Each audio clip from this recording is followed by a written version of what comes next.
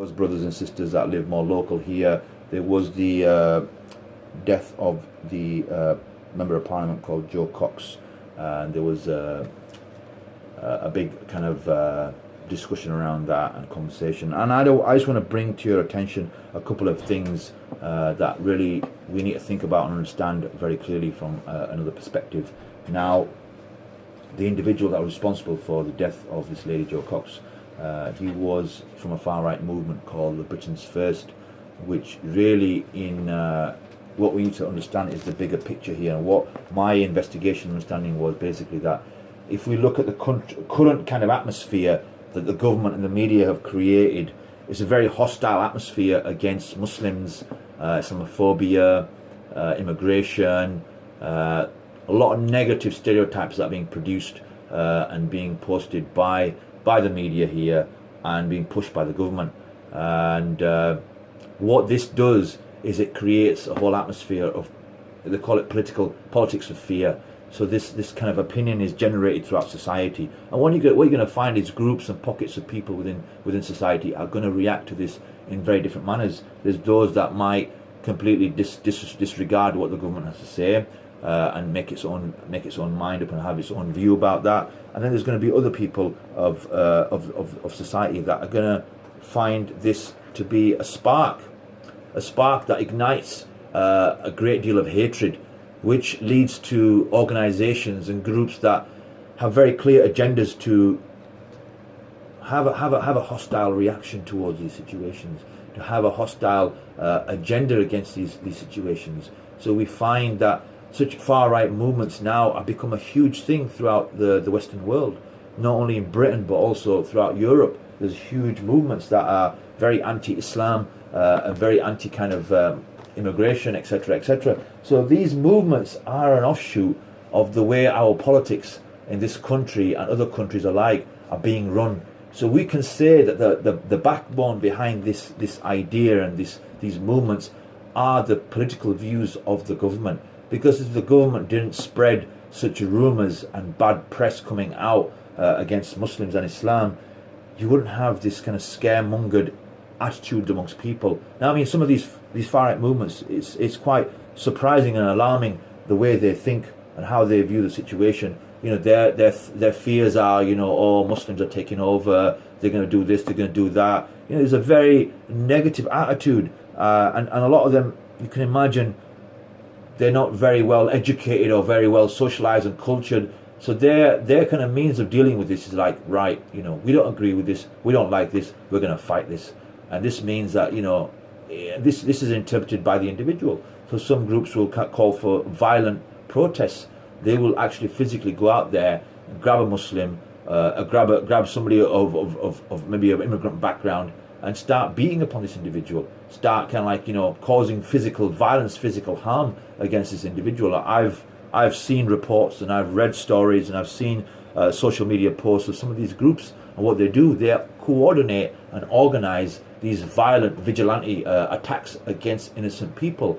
And you all are well aware of the number of increased attacks on Muslims throughout Britain, being constant Islamophobic attacks on buses. You know, sisters have had their hijabs ripped off, brothers have had, you know, abuse hurled at them for going to the mosque. There's been, you know, the elderly, you know, grandfather who passed away was killed after, you know, leaving the mosque. So we can see that this kind of press and this kind of government policy or government narrative has had a very bad effect upon society, and in some respects the government is not taking responsibility of its actions.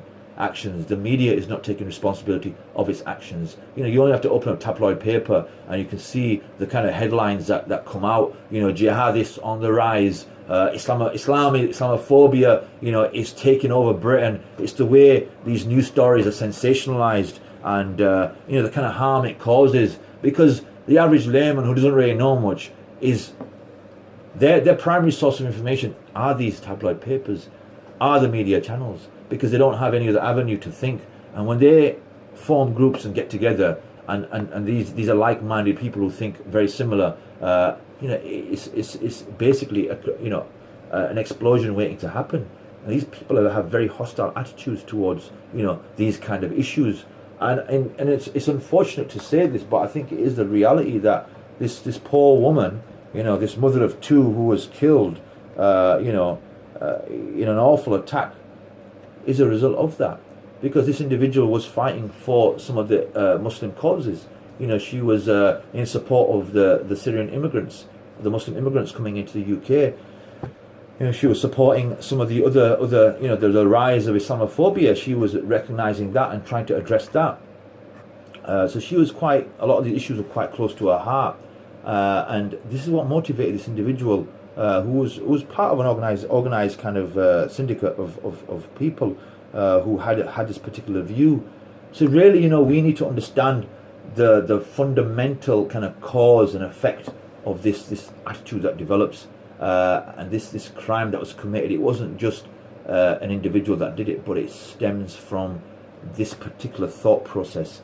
This thought process is generated through these mediums. So the government, it plays a huge part in engineering, the way we think as a society. It pushes out particular opinions and particular thoughts about certain things, whether they're in favor of Europe, whether they're in favor of the immigration crisis, whether they're in favor of the wars that are going on.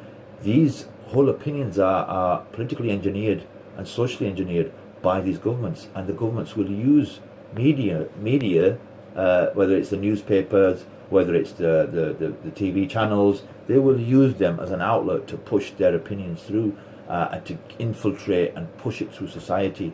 So when we're sat here, the layman, this is the information that's pumped into our minds, into our heads. So we really need to sort of think and question, and it's really important that we're able to combat this. But remember, we are combating against a state level operation. We are combating against a government structure. It's very difficult as individuals to do this. It's very difficult to engage in this. Even within the system, if you try, you will find that the system will dominate, and it will suppress its view upon you, and you don't have really any kind of scope to do anything. But all you do is you fit in within that kind of structure, and you become part of that structure, and you have to function that structure. I mean, we only have to give you an example of the local MP here, a lady called Nasha, when she made a couple of remarks against Israel. She was squashed. She was hammered by the media, by the press, by the government, by her own political party. To now, if you look at this lady now, her attitude has completely changed. From one of having an opinion, having a thought, having some freedom of speech and expressing herself honestly about her views, to now becoming very proactive in sort of promoting and building relations on this issue of Israel and this Zionist state. So it's interesting to see that if you want to have a political career within the structure, within this British kind of government, you have to fall in line. You cannot express a view or opinion that is contrary to what the government is pushing. And if you do, you will be isolated, you will be singled out, and you will be, a minority in there, and you will feel like a minority. So this is the reality of what we're confronted with and what we're facing. So we need to bear that in mind. It's very important that we're